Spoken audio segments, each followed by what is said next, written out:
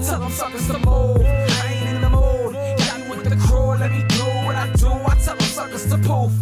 Got me in the booth, lobby in the truth. Let me do what I do. Yeah, remember when the U come through, enter the music jungle. Or back with the block, I used to rock, I used to fumble. I still rock down, drop the ball when I want to. Welcome, ladies and gentlemen. My name is Manny. My name's Alberto. And this is the OnlyFights podcast. Episode 27. Oh, yeah. What's up, man? What's going on, bro? Not much, man. Had a pretty good... Had some great fights yesterday, man. Oh, yeah.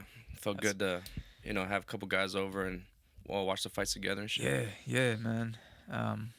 I wasn't at my best feeling, but, yeah, it's all right. I'm good now. I just completed my 72-hour fast. 3 days of no eating. So was that the first time you do 72? It's the first time, man. I did 24, 48, and, man, I had to fight it, but... a lot harder than the other ones? You know what? Yeah, but you know what's crazy? When I was ready to eat again, when I was allowed to eat, I wasn't even that hungry. Yeah. And I was like, man, I'm about to push this shit, man. But, I didn't want to go too far without experiencing 3 days. I didn't want to go to, But yeah, man, for those that don't know, look up the benefits to intermittent fasting and the elongated fasting. A whole lot of health benefits. So that's why I do it. But, yeah, man. Like I said, some fantastic fights yesterday. Oh, yeah. I'm sure you guys knew that, UFC 270 is in the books, but let's real quick. Let me wrap up this or go over this Showtime card. There was a Showtime card, and I was a little upset because it was actually a decent card. Yeah. And I knew it would be a good fight, or the main event at least. And I was like, man, that shit's just gonna get overshadowed by this big heavyweight fight in UFC, but that's okay. That's why you got guys like me, the nerds, you know what I'm saying, that watch everything to talk about it. Yeah, we had both fights on. I was trying to watch the boxing when I could, but I think the main event ended up being on right with the UFC co-main. Yeah, so it was something like that. Yeah, I mean, even I'll just full disclosure, and it's not like I was 100% tuned. Yeah, it's kind of hard to watch two things at once, but we had it up. We had it up, yeah, man. So there was 3 fights televised. Evan Holyfield wasn't televised. I'll just quickly go over this. He won. He remains undefeated, 9-0 with 6 KOs. After he goes 6 rounds, he gets a unanimous decision victory over Chris Rollins. Is he the son of Evander Holyfield? Yeah. Yeah, oh, sure. Yeah, Evan Holyfield. Why do you think they wouldn't televise it? Probably just because he's not there yet. You know what I'm saying? It's on Showtime. I mean, obviously we use the website, but it's on basically like their programming. So it's not like an app where you can just decide to watch it. You know what I mean? Whenever. But yeah, so the first fight that was televised, Tug Nyambayar versus Sakayara Lucas. I believe Lucas was like a week last minute replacement, like a week or some change. Yeah. I'm trying to think of the name. Gamboa. Mm-hmm. I think he was supposed to fight Gamboa, who once a promising champion, and now a journeyman. Yeah. He had one of those careers. But so I guess he was injured, and it might have been COVID. I can't remember. But yes, Lucas comes in and takes his place, and in the opening rounds, it's looking pretty good for Tug. Tug Nyambayar is the last opponent of Gary Russell, who fought in the main event. Yeah, and they fought like 3 years ago. Nice, because that's how often Gary Russell fights. You know what I mean? It was a good, opening couple rounds for Tug, but, hey, man, Lucas didn't quit. He was there, he was game, and he started making it harder for Tug in the later rounds. Again, it was really hard to watch this with the UFC on at the same time, so I can't get into specifics with this fight, but more or less, somewhere around the 4th or 5th round, that's when Lucas really starts picking it up and starts to win rounds. And then there was that knockdown, I believe, in the in like the 7th or 8th, in the 8th round. where Lucas lands beautiful. It was just a jab, right? Yeah, you saw that, and yeah, man, Tug goes down, man, and it's like it's clear as day, bro, and the referee calls it a slip. And we dealt with this before. We deal with the referees making mistakes before, and it sucks, and we get mad and complain. But at the end of the day, man, that's a human being. He's making a mistake, or he made a mistake rather. Just like judges. I mean, some decisions are a little crazy, but like, not everything's a robbery, right? Yep. So I want to look at it. I want to look at it like this, but if you haven't seen it, I strongly advise you to look up that knockdown. Nyambayar versus Lucas. Yeah. Just look up that knockdown. I'm sure they have it on the Showtime, I don't know, Instagram or something. And man, it is clear as day. I've actually never seen a referee get interviewed for something like that at the end of a fight. Afterwards? Yeah, it was kind of crazy. So the fight, they really put him on the spot. We'll get into that, man. But so the fight goes on, and it's looking like a really close fight. And I think the unofficial scorecards are starting to have Lucas come back into the fight because he was losing the first couple rounds.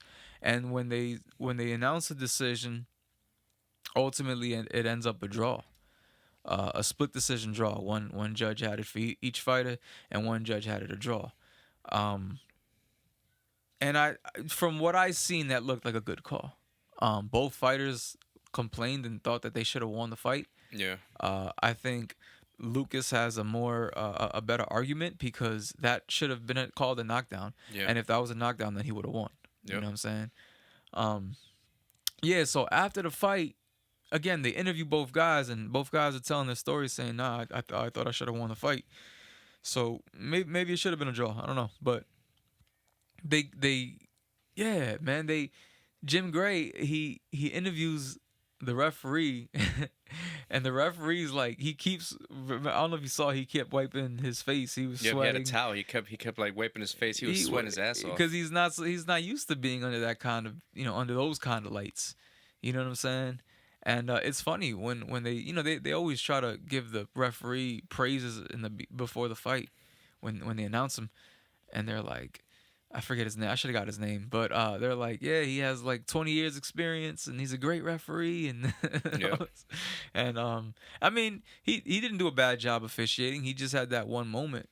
I think, like I said, I didn't pay 100% attention to the fight, but he didn't do himself any favors with what he said in the interview. I didn't agree with the interview. I thought it was kind of, I don't know, I guess disrespectful. Yeah. You know what I'm saying? The way they went at him, it was kind of, a man made a mistake. It happens. But a man also has to be able to admit when he made a mistake. Yeah. And he just doubled down on his call. On everything. He straight looked at the knockdown, mentioned the knockdown, and said that the knockdown wasn't... that he didn't see it. That he didn't see it. He's like, oh, yeah, that punch. And then he goes down. He's like, I don't even know what you're talking about. And he just said it. He even plays it, and then he tells him, he goes, show me where he slipped. Because he called it a slip. So he's basically saying, well, where's the slip? And he said his body language gave out on him, or something like that. I don't know. But I'm going to credit his inability to have that discussion with just being surprised that, like, wait, they want to interview me? I'm pretty sure that was going through his mind. Like, yo, they want to interview you. Like, after they interview the fighters, they want to interview you. And he's like, wait, what? You know what I'm saying? So, and I'm sure he didn't expect it to be, like, kind of so aggressive like that. Like, you know what I mean? Like, I'm sure they expected him to, to ask him what he thought of the fight and about that situation. But the way he asked him, like, it was very aggressive, and, like, he was kind of attacking him. Yeah, more or less. I mean, I don't know, man. The boxing announcers have such a rich history of that. I blame Howard Cosell, and that's not necessarily a bad thing. Howard Cosell always coming at Ali. If you watch those old, like, interviews where it's like, Ali, you're not the man you once were 5 years ago, or all that shit. Yeah. Or so the guy that told Floyd was Larry Merchant, and before Floyd, it was the same guy. It was Larry Merchant, but he used to always come at was it Roy Jones? No, it was Bernard Hopkins. Oh shit! I remember he gave Bernard Hopkins so much shit for fighting a mandatory. Oh. And he beat his mandatory like it was nothing, because sometimes mandatories aren't the most deserving of fighters. Yeah. Sometimes mandatories become mandatories by mistake, and yeah, that's what happened. You know what I'm saying? And that's what basically he was telling him. He's like, "Come on, Larry, this is boxing. If I didn't fight him, I would have had to give up my title. You know that." Yep. And it was just like, yeah. And then I think what you brought up was more thrilling with when he's like, man, fuck HBO, man, I'm done. He said, if I was 50 years younger, I'd kick your ass. Yeah. Yeah, good times, That was man. a good one. Yeah, but and even Jim Gray, remember when he if you go back to the Tyson, that infamous Tyson interview, he's like, I broke my back, and he's like, well, what was your vertebrae? Remember he Can you explain that? Like, I'm like, bro, he's a fighter, not a doctor. I think it says, can you elaborate on that? Yeah. Yeah, He's like, funny. my back is broken. What you want me to say more, bro? It hurts. I'm a fighter, not a doctor. Damn, man, go talk to the doctor, not my me. My back is broken. Yeah, Spinal. Yeah. Yeah. Yeah, man. But anyways, that was the first fight. I think by the time the co-main came on, I was very fully invested in the UFC card. For two reasons. It was a good card, and the other reason was this second fight wasn't as competitive. Yeah. So the story behind it, I think, is better than the fight itself. So you have Subriel Matias, and he suffered his, I think his first career loss to a guy named Petros Anayan. And I don't think I've seen that because it doesn't look familiar, or the names don't really sound familiar. Yeah. But that's the story. And comes into this fight basically looking to avenge that loss, which he does with a 9th round stoppage. He just beat this dude up, man. I mean, yeah. It shocks me that he lost to this dude at some point, because he kind of just did whatever he wanted to do with him. Yeah, at the end of 9 rounds, he didn't want to fight after, going into the 10th, and gave up. In between rounds, right? Yeah. Yep. Yeah.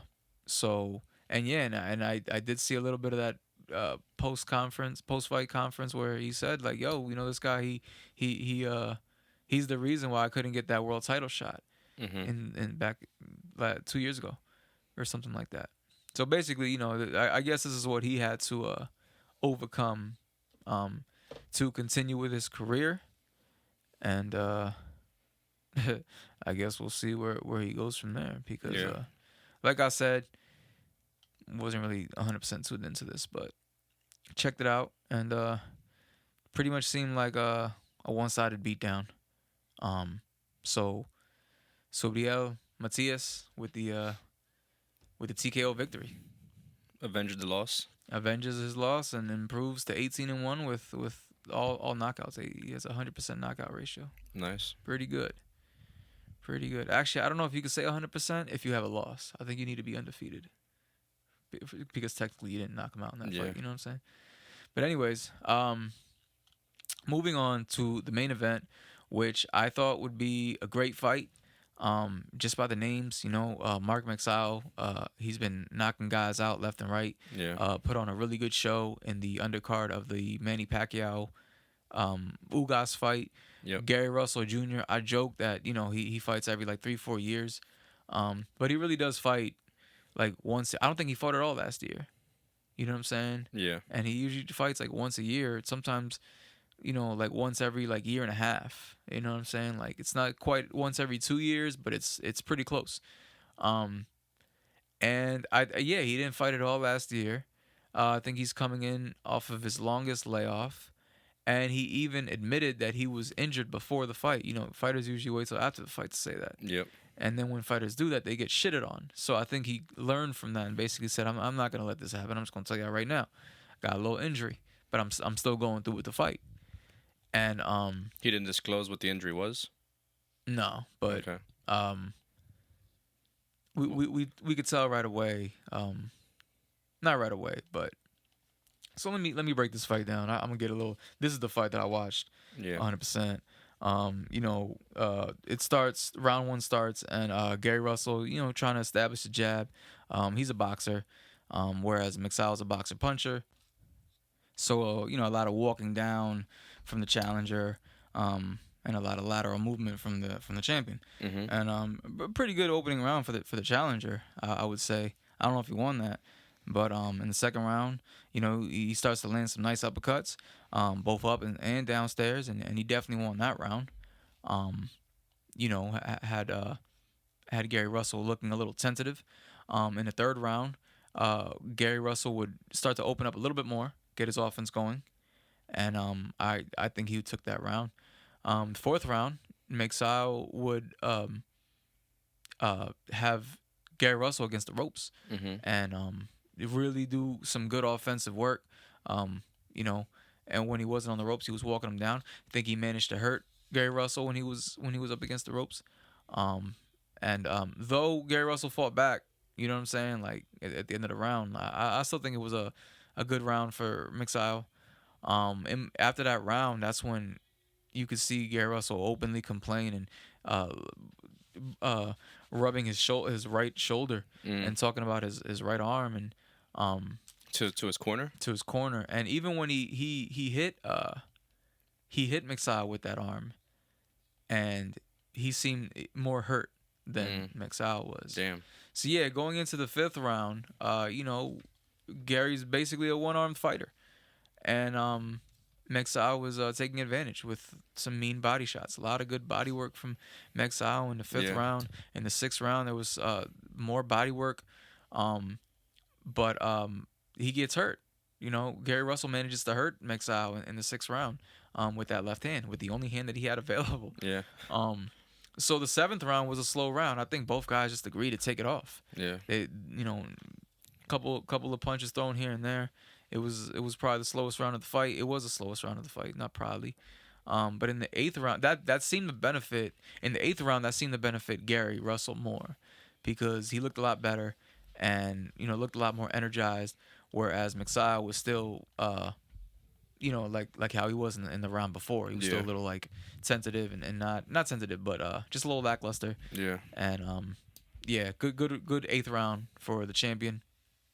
Round 9, another good round for Gary Russell.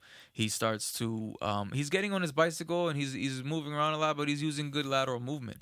And even with one hand, he's able to land the left. And now I'm not sure if he's doing enough work. There's a lot of people that are saying that, well, maybe he didn't do enough work to win the rounds because you got to throw punches, So it's your call on who you thought won. But I thought Gary Russell looked well in that 9th round. I really thought he looked good at the end of the fight, even though in the 10th round, in the 10th round he's looking good as well. I think 9 and 10 were his 2 good rounds. And then in the 11th round, he continues with the lateral movement, but the challenger, he's coming in and he's trying to make a statement, and I think he realizes that he might not be winning this fight, so he starts to turn it up, and I thought he won the 11th round. 12th round was really close. Another good start to the round for Magsayo, and but Gary Russell would fire back. And he was using both hands this time because it was the last round of the fight. And I thought he won that round too. I could see this fight going either way, man. For real. I thought Magsayo did the better work. But the whole, beating the champion and was he deserving? Did he beat the champion convincingly? And did he take those championship rounds? Because that's very important. Yep. And it seemed to me like Magsayo did win more rounds and did beat Gary Russell pretty convincingly. But I think that the only reason he was able to do that was because of the injury. And as much as people hate excuses and all that stuff, I think that's a legitimate excuse. Yeah. Gary Russell was in this fight even with one hand. He was doing beautiful boxing, and if he had both his hands, it's not crazy to think that with literally double the amount of hands, he could have landed double the amount or had double the amount of output. Yeah. And if that would have been the case, I think he would have clearly won this fight. But the judges, one judge had it a draw, and the other two had it for Magsayo. So that makes it a majority decision win for Mark Magsayo. He becomes a new WBC featherweight champion. Gary Russell was upset. He thought he won the fight. Yeah. And of course wanted his get back. He wants his rematch. And I think he has to. I think Mark Magsayo has to give him that rematch. Yeah. I don't know if there's a rematch clause. I didn't watch much of the. As soon as that fight was over, man, that's when the main event started at the UFC. So I had to turn away. But I don't know if there was a rematch clause. If not, man, I think Magsayo has to do the right thing and let Gary get his get back. Man, I wonder if they asked him. I wonder if they asked him about it. I'm sure they did.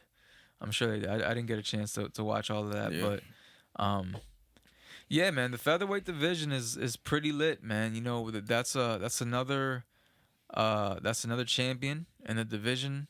That's another top guy in the division. So what weight is that? Featherweight, like 126. Okay. And what was I saying? You interrupted me, dude. My bad. It's all good. No, more or less. So remember, Kiko Martinez, knocking out Kid Galahad. That was in the featherweight division. Yeah. Abraham Nova, who we just talked about last week, who's calling out Emmanuel Navarrete, you know, featherweight division. Mauricio Lara, Josh Warrington, Tug Nyambayar, and Lucas, the guy he just fought. I mean, it's beautiful stuff, man. It's beautiful stuff. So, like, I love how they're doing this because now, you know, we just saw Gary Russell's recent opponent against a new guy. And now, you know what I'm saying? Like, that fight was a draw. That was a good fight. We just now Magsayo dethroning Gary Russell with all those other names that I just mentioned, as well as the names that I didn't mention. I'm sure there's other featherweight fighters that I just can't think of off the top of my head. And, yeah, that should make for some pretty good, interesting fights in the future. You know, in the featherweight division, which is not too far from 130 and 135, which is also some pretty stacked divisions. So yeah, man, let's get this shit rolling, man. I think I've heard in preparation to both of these events, both these great events, both Showtime and UFC, from last night, a lot of people kind of kept like touching on the whole idea that like UFC is so much better than boxing and all this, that, and the third. And you know, I just think it's like, nah, man, like UFC, like I say this all the time, UFC can be great on its own. You know, it doesn't need a competitor to be better than, just so that we can look at its greatness. You know what I'm saying? And I don't know, man, because they don't do that in the opposite side. Like whenever boxing has a good event and UFC doesn't, or not as good of an event, you know what I'm saying? Nobody says this is why boxing's, you know, nah, it's just like, it is what it is, man. So yeah, it's just not even a fair comparison either. Like it doesn't make sense when you break it down, like, because they're really comparing a sport to an organization, right? Yeah, I mean, and even if you do that, I mean, not to dwell into the argument, but like, you know, Canelo and Plant outsold UFC 268. Yeah, you know what I'm saying, and like, I thought UFC 268 was a fight, was the best card that they had in a long time, maybe ever. I mean, you know, that's an argument right there. But and then I think like when Fury and Wilder had their fight, I don't think the UFC did anything big that weekend, which is smart. You know, you don't want to go against something like that. That's hard. And same thing here. You know, it's a big heavyweight fight in the UFC. What does boxing want to do? Well, we got this one fight. It's not the biggest fight, literally, bunch of featherweights, 120-pound men. But it was still a fun fight. You know what I'm saying? So I don't know. Like we've said it before a couple of times. Like I think it could help both of them when they have big events on the same night, as long as they kind of try to, you know, time wise work it out. Right. Then it could help. It could really help both of them if they could just, you know, figure that little issue out with the time. Sometimes, you know, decide who's gonna be first, who's gonna go next. Or when they had AJ and Usyk, which was a big heavyweight fight in boxing, it just wasn't that big in America because the fight took place in I think it was in UK.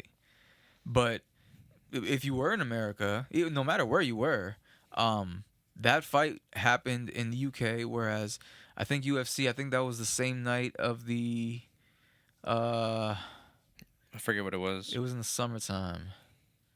Was that the Adesanya and when he moved up? Jan? Yeah, it could have been. I think that was like June, July. Yeah, that's no wait, that fight was in No? September. This fight was in September. I'm tripping. Regardless, I remember there was there was a UFC pay-per-view That night. That night. Yeah. And again, regardless of where you live, you know, you could have watched boxing, and then a few hours later, you could have watched UFC. Yep. This is the type of stuff we're talking about. You know what I'm saying? And if you are just a fan of one, then why are you worried about the other? Yeah, exactly. I guess that's my whole thing, man. You know what I'm saying? Like, and another reason for the unfair comparison rather is the history. Like, bro, boxing literally been around for hundreds of years. Of years. Like, UFC only been around for, you know, it's like comparing rap music to, like, jazz or rock and roll. Like, yo, this shit been around for hundreds of years. This shit is a baby compared to that, you know? Yep. Yeah, man. And boxing is part of it, you know what I mean? So. Right, yeah. Boxing's part of it. Like, you can't have a mixed martial arts without striking, and, exactly. and boxing is pretty much just striking. So yeah, it could be one of the main martial arts of MMA. Yeah, man. But I don't know. Just had to get that off my chest. I feel like I'm gonna say that at least 5 more times this year. Yeah, I'm gonna get into that rant. But as a fan of both sports, I was able to watch both sports last night, and I was entertained by both sports. You know what I'm saying? Shit, I even watched football last night, and I was entertained, bro. So y'all gotta stop acting like you can't watch something on a TV and then on a phone and then on a computer. You know what I'm saying? Yeah. It's possible. You know, you can favor whichever you favor. You know what I'm saying? But you know, my thing is, like I said last night, I watched the boxing, I was entertained, and I watched UFC, and damn was I entertained, man. You know what I'm saying? Yeah. I don't complain. I get entertained. So with that being said, let's talk about UFC 270, man. That was the first pay-per-view of the year. Man, it was really good, really entertaining. I didn't watch too many of the prelims. The feature prelim was a pretty good fight. Raoni Barcelos took on Victor Henry. Victor Henry was making his UFC debut. He was the champ, I think, at what's the other fight league? Is like LFA, something like that. Yeah, I don't even know, man. Something like that. I forget what it is, but he was a champ there, so they're expecting big things from this kid. And I think some of the boxing was on when we had this one on, and I don't think I watched this one too much, but from what I saw, it looked like a really good fight. I think it was a split decision. Victor Henry took it. He's only got one loss. He seemed really, really good. It was very high volume. Both guys were throwing a lot. All stand up striking pretty much. I don't think there was even no takedown attempts. But yeah, seems like a bright future for that kid. And then let's just get right into the main card. The first fight was a welterweight fight. Michael Morales versus Trevin Giles. Michael Morales, Ecuadorian fighter, making his UFC debut. 22 years old. 13-0. Man, I couldn't believe that they put this kid on the main card. It was pretty I pretty said crazy. The same thing. Yeah. I was even gonna ask if that's normal. Yeah. But Yeah, thinking about it, I guess they do that a lot with the international fighters, especially because there's probably so many of them that have so much hype in other countries. yeah. Like this kid fights out of Mexico, I guess, is where he trains, and I guess in whatever fight league they have down there, he's been dominating. So they gave him his shot right away. Trevin Giles been in the UFC for a little while. He's 14-4, 29 years old. This was his welterweight debut. I think he went up. In weight because he was having trouble making 155. Yeah, so I didn't know what to expect from the Ecuadorian kid, man. I have never heard of him, so this is a big stage. I mean, a lot of lights, a lot of people there. It was pretty crazy. So fight starts. Giles, really early lands like a big right hand and wobbles Morales, And then Giles, like, instead of like attacking him or keep striking, he like clinches him up right away, which I thought that was kind of a bad move. You know what I mean? Like, especially because going into it, Giles was a, you know, people thought he was the better striker, and I guess Morales is known more for his grappling. So the fact that he hurt him and then went for clinch seemed kind of weird. He does get the takedown, and then Morales is able to reverse the position once he gets him down, and Giles is able to get back up. Morales seemed very composed, though, after getting hurt. You know what I mean? Like, getting taken down, reverse the position. It was really, really impressive right there. And then, you know, just a few seconds later, Morales lands a big left of his own. He hurts Giles and then drops him with the right and jumps all over him and gets the first round stoppage, man. And it was pretty crazy. Yeah. Really, really impressive. You know, like I said, it was crazy because he was known as more as a grappler, and he knocked him out on the feet. Really can't wait to see that kid fight some more. You know, Chito Vera got some company now, another Ecuadorian kid. Oh, shit. That was dope. Yeah, that was a really good fight. It was a really good performance by the dude, man. Yeah. 170. He looked a lot bigger than Trevin Giles, but like I said, Trevin Giles is also coming up. So I would like to see how this Morales kid looks compared to some of the other welterweights, like size-wise, because he didn't look that big for a welterweight, but, you know, he's also only 22 years old. You know what I mean? So, bright future ahead for that kid. Yeah. That was the first fight. Second fight, we had a bantamweight fight. Cody Stamann versus Said Nurmagomedov. No relation to Habib. I guess they're from the same... Crazy, they had the same exact last name, and they're from the same town or the same city, Dagestan. But, no relation. Wow. Yeah, so that guy, Russian, 29 years old. He's 15-2. And Stamann is American fighter. You know, he's a veteran. He's been around for a while. He's 32. He's 19-5. So, you know, Stamann comes out for a lot of pressure. Said lands a real nice spinning back fist, followed by a spinning back kick to the body, like back to back. It was pretty crazy, and you can tell like Stamann he didn't like that at all. He goes for the takedown right away. You know, tries for a single leg takedown. And Said is able to just lock in the guillotine choke like right away, and it was crazy. Like, you can tell how deep it was like immediately. Yeah. Like he had his arm wrapped all the way completely wrapped around his neck. Yeah, he tapped right away, right? Right away, like he threw in the guillotine and like you know flipped back on his back, and as soon as they hit the mat, you could see Cody Stamann is tapping. Yeah. I think it was like 15 seconds, something like that, if that. Really impressive win by Said Nurmagomedov. Bantamweight, so that's just another fighter in that bantamweight division, man. That division's stacked. Yeah. I don't think he's ranked yet, but he's making his way up there. I think this is his third straight win. So I'd love to see him, fight some of those higher ranked bantamweight fighters. The next fight we had Michael Perea versus Andre Filajo. Yeah. Filajo was also making his UFC debut. Portuguese fighter, 27 years old. Perea's only 28, so I was kind of surprised. He kind of looks older. He does. Right? And he fights a lot. He's known as, his style is he's like a showman, you know what I mean? He does all kinds of crazy things. And then, the knock against him is that, he does all this stuff and then he gasses out and then he doesn't do much at the end of the fights. But, this one he kind of proved everybody wrong a little bit. The first round, Filaho was putting a lot of pressure on him and really wasn't, letting Perea do anything. He wasn't able to get anything off. He had a couple explosive moves that he was doing, but for the most part, wasn't able to do much.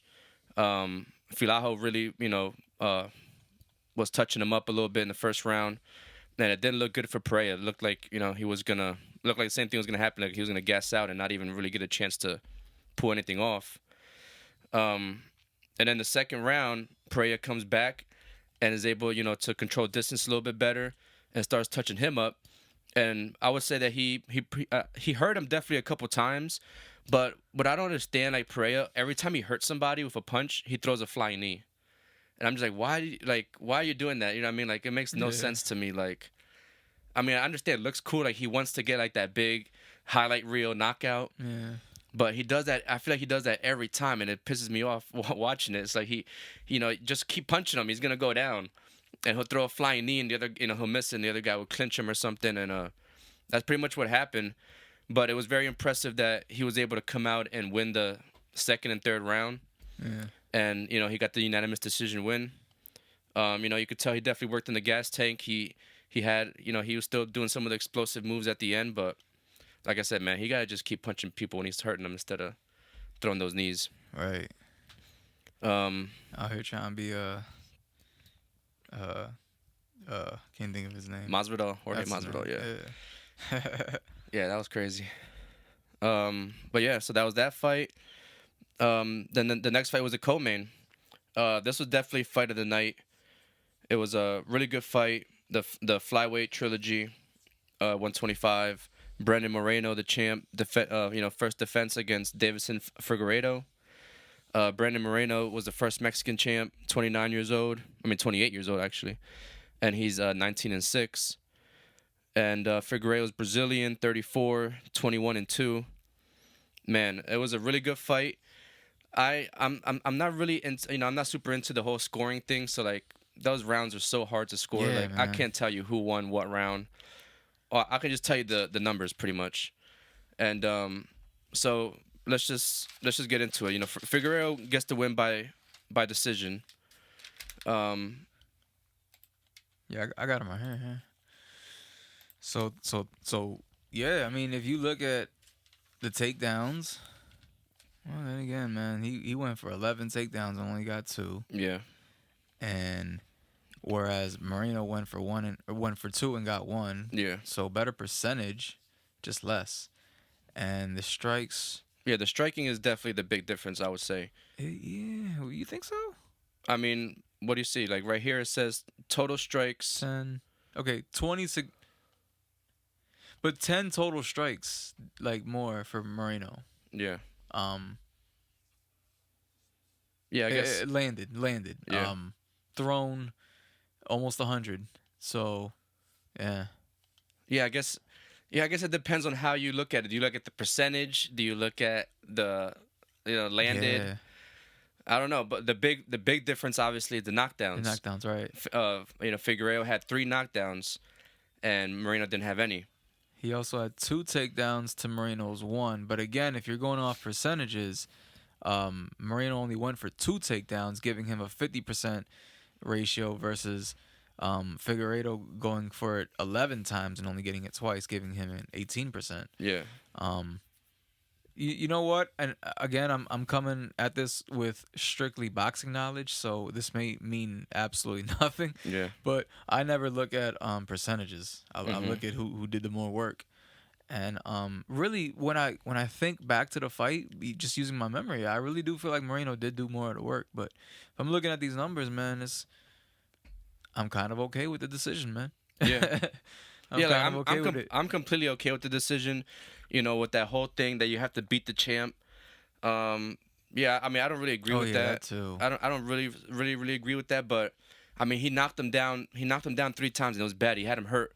Like he knocked him down 3 times, but he hurt him more times. It's just that Deiveson showed a lot of patience. He didn't fight his usual style. Obviously, this is a whole new fighter. Like, you know what I mean? Like that first, his style is usually super aggressive. That second fight when Moreno knocked him out, I think Deiveson was so emotional. He was just going in, and Moreno's a hell of a counterpuncher, and that's why this fight was a little less. I mean, not less activity, but I guess in a way it was a little bit less activity because Deiveson was a lot more patient. He wasn't leaping in, and Moreno isn't super aggressive either. So he was kind of waiting too.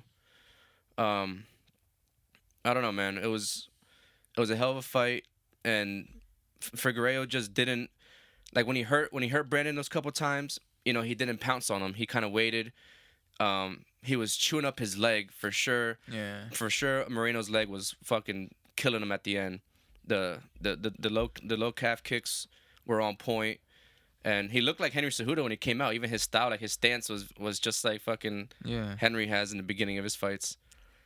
Yeah, man, really impressive performance by Deiveson to turn it around and come back a completely new guy, pretty much. If anything, Moreno did seem a little too confident. Like he kind of seemed like, okay, like this guy has to beat me. Like he really believed in that kind of mind state where you have to beat the champ. Yeah, because I don't think he really. I mean, I think he hurt Davidson a little bit, but also the weight cut. Like like Davidson did the whole camp with Henry and like used his whole team to do like the diet and the weight cut and stuff. And Davidson a lot of times is known for struggling with the weight cut or having bad weight cuts. And that's another reason that people think that he got knocked, that he lost the last fight, because when he got knocked out, well, he got knocked down and then choked out. Right. But they're saying that his chin was weaker because of the bad weight cut. Yeah, that makes sense. And it makes sense in this one because even though Figueiredo did get tagged and did seem to get wobbled a few times, he didn't seem hurt like he would before. Yeah. And also I think he was kind of playing possum a little bit, where he wanted Brandon to come in. Yeah. You know what I mean? But really good game plan. He obviously stuck to the game plan and it worked. I think another reason why people might have been more persuaded by Moreno was the audience, being that it was mostly Moreno. It was mostly Mexican people. Yeah. So, like, I mean, they cheered Moreno coming in. They booed Figueiredo. Yep. So when they made the decision, the fans weren't happy. And then again, like when you're watching the fight, every time Moreno landed something, the crowd reacted much more significantly than when Fredo would. And sometimes you think that would affect the judges. In fact, there's a lot of people that think that judges should wear headphones, like noise-proof headphones. Yeah. I'm people. But yeah, that could be another reason why a lot of people thought that Moreno deserved the victory. Which, I mean, I'm looking at these numbers, man. I'm like, yeah, I don't think so. But maybe if I watch the fight again, I'll change my mind. I don't know. But regardless, that was fight of the night, right? Yep. Yeah. Fight of the night. Absolutely deserving of that title. Absolutely deserving. That was a great fight. I mean, for sure. Regardless of the decision, it's one of those fights where, regardless of who won, I mean, they booed Figueiredo after the fight, which I don't know how you could do that. I mean, unless you're just mad. But yeah, man, like I said, man, hell of a fight, man. Both fighters, definitely deserve that extra pay. Yeah, for sure. And I think at the end of the day, we kind of win with that decision because we get to see it again. Yeah, fact. Oh yeah. They're gonna do Moreno part 4. If Moreno would have won, we wouldn't see the next. You know what I mean? Probably not. Yeah. And that fight was so close that fuck it, I want to see it again. Yeah. You know what I mean? Like we gotta see who's the better fighter. It'll probably were they ever a main event or were they always co-mains? They're always co-mains. The flyweight is rarely headlines a card. Well, I get the feeling that this next one's gonna be the main. Yeah. And I might be a little upset if it's not, unless they have a fire ass. And very few fights could top that, man. Yeah, and Figueiredo, pretty much said that he wants it. He's the one that mentioned it first, and he even said that he'll fight him in Mexico. Oh yeah, I forgot about that. He said he'll fight him in Mexico for the 4th time. That would be wild. And obviously Brandon's off for that. He was like, yeah, let's do it. Hell yeah. Make that fight in Mexico. Only. Well, I'll get into what fight I think would be a better main event than that, but we got to go. But in Mexico, that's the best. Oh, I mean, if the fight happens in Mexico, then the only person that could rival that would be like Canelo. Yeah. Get a couple other Mexican, get fucking Yair Rodriguez on there, get a couple other Mexican fighters, and just get an all Spanish, what I mean? Yeah. Because not a lot of Mexicans, and even a lot of his Latin American fighters fight out of Mexico is what I'm seeing. Obviously, like the Ecuadorian kid, he was holding up the Ecuadorian flag and the Mexican flag. Yeah. So he's obviously been training Mexico for a while for him to really be ride like that with Mexico too. Yeah, that's awesome. So yeah, that was dope. Yeah, so like I said, I think the fans win because we get to see it again. There's no one really else in the flyweight division besides the guy that knocked out Cody Garbrandt, that Australian guy, Kai Kara-France. Yeah. That kid seems really good. I'd like to see him get a title shot. But yeah, man, co-main was awesome. Lived up. I expected it to be fight of the night, and definitely was. And then the co-main was definitely a hell of a fight too. The co-main. Yeah, the main. the main event. Francis Ngannou making his first title defense and unifying because Cyril Gane was the what's it called, interim champ, yeah. Which I still didn't. I never liked that. So I didn't even know until this week when I was gonna make my prediction. I was like, hold on, let me see if Cyril Gane's ever been knocked out, because that was a big factor deciding factor for me. But then I looked, and I found out that he hasn't lost a professional fight in anything. He's undefeated in MMA, 10-0, or was before this. Undefeated in Muay Thai and undefeated in kickboxing. Yeah, that's insane. That's wild. And I mean, and I believe there, obviously, because we've seen him fight, like the way this guy moves and stuff, for how big he is. Like, he's pretty much just as big as Francis, but moves around like a fucking middleweight. Super impressive style. So but at the end of the day, I was like, fuck it, man. I believe Francis can just fucking land a nuclear bomb and just fucking put him out. So that's what I went with. I didn't think he was focused.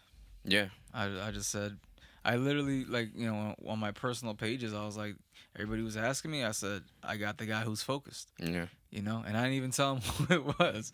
I let them figure it out. But I was wrong. I thought, well, I was half right. I knew it would go to decision, and but the way it ended was definitely the least, like, the way it ended, like, we never would have thought that Francis Ngannou would have won by decision because of his wrestling.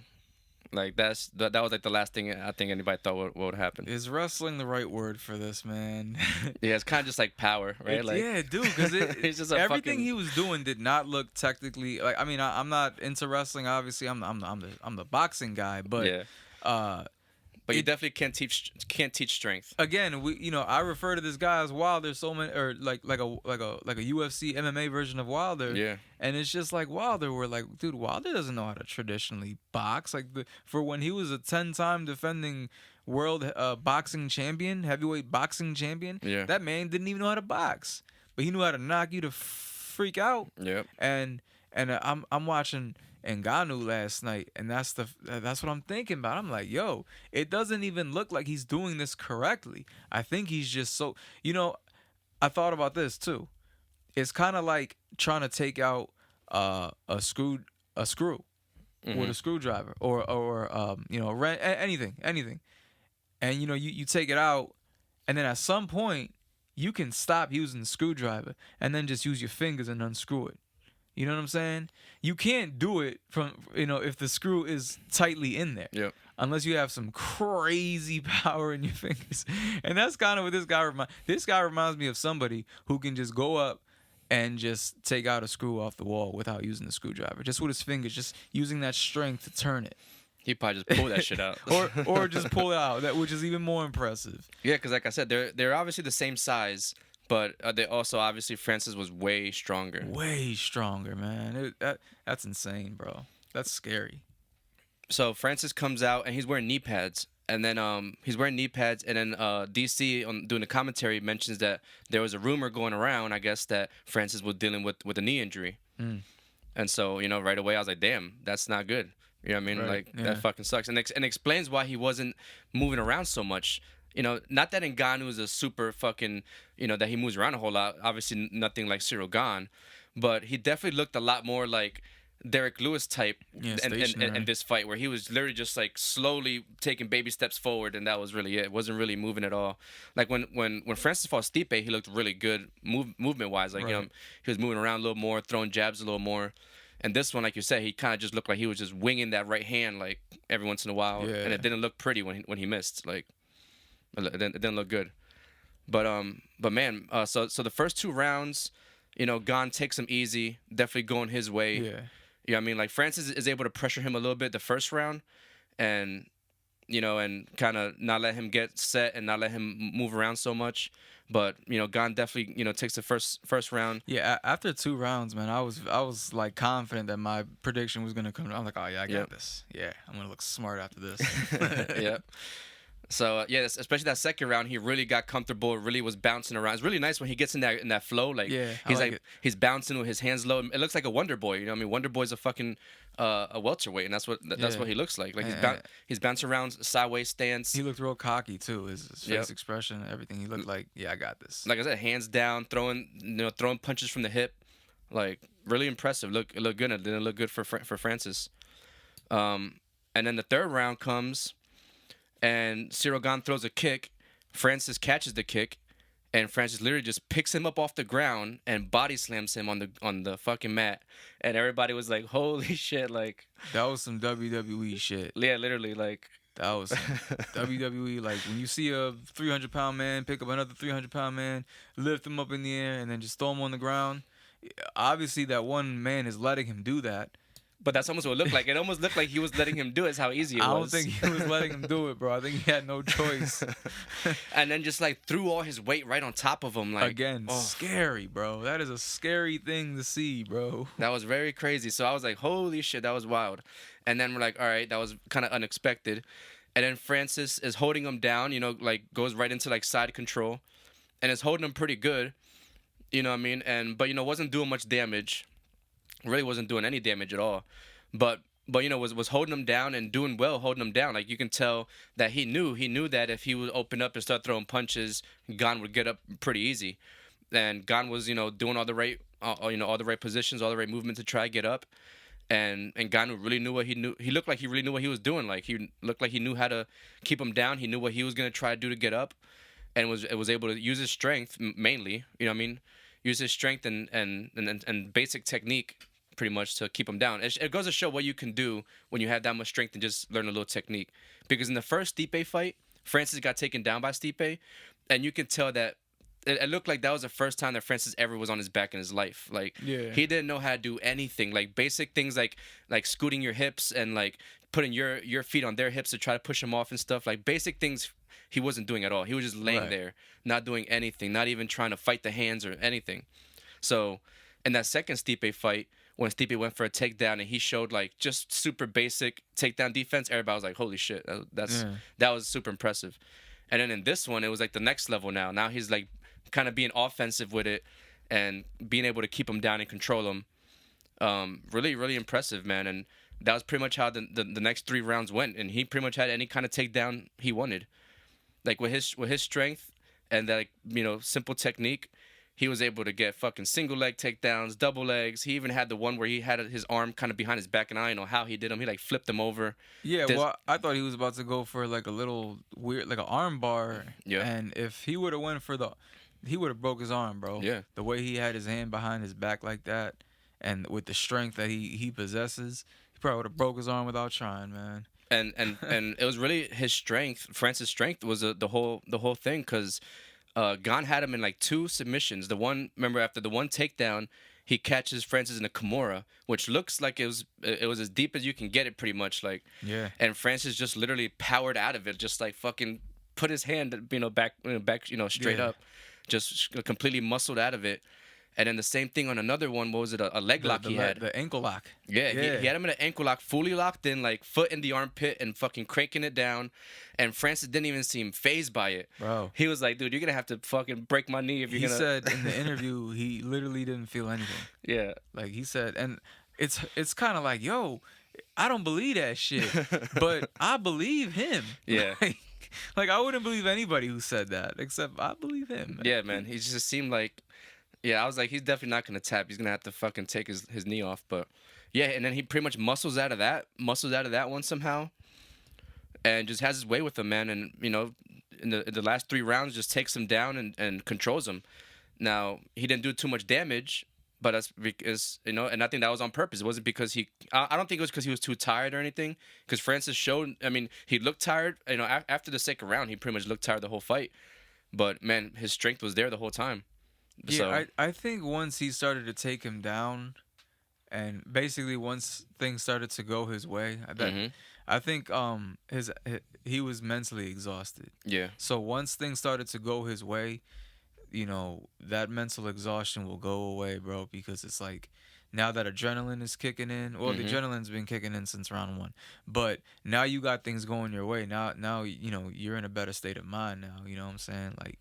And I think that's what it was, man. Like once Ngannou realized, like, you know, kind of like going back to a fight that I mentioned earlier with AJ and Usyk. You know, Usyk said after the fight, he's like, actually, it was easier than I thought it would be. Yeah. You know what I'm saying? And I think that's kind of like how Francis is feeling. Like, you know, like, oh, that's that guy. That's the most technical, best heavyweight y'all ever seen in UFC. Yep. Well, then this was kind of easy. Yep. You know what I'm saying? Like, and yeah, I think like you said, it just goes to show, man.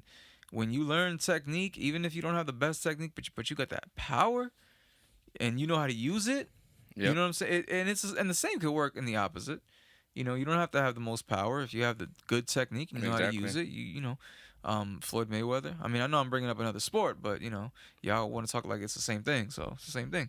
Nah, man. I mean, yo, you know, I don't know, man. It just shows that he's been putting in the work, and you know, obviously, like he has Kamaru Usman in his corner since the last Stipe, since the second Stipe fight, and that's when he's started learning the takedown defense and shit. And you know, obviously, he beat Stipe there, and now in this one, he's obviously Kamaru Usman was in his corner again, and it's just dope to see that Francis is taking it serious and putting that work in. And even though that wasn't the game plan, he still obviously has been working on the wrestling and the jiu-jitsu and everything. Like I was super impressed with his transitions, the way he was moving.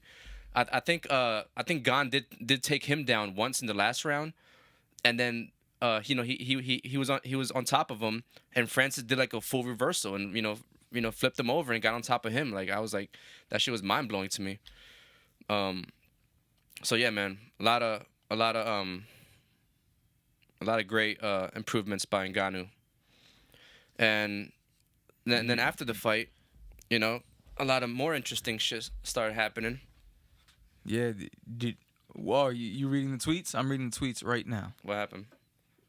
The John Jones tweets? You see all them John Jones tweets after last night? I saw a little bit. I just saw him tweeting a little bit about Cyril Gane, like you said. That he was like, oh, this is the guy. Pretty much, he said something like that. He said, I love how everyone gets so impressed with the new guy. LOL. Yeah.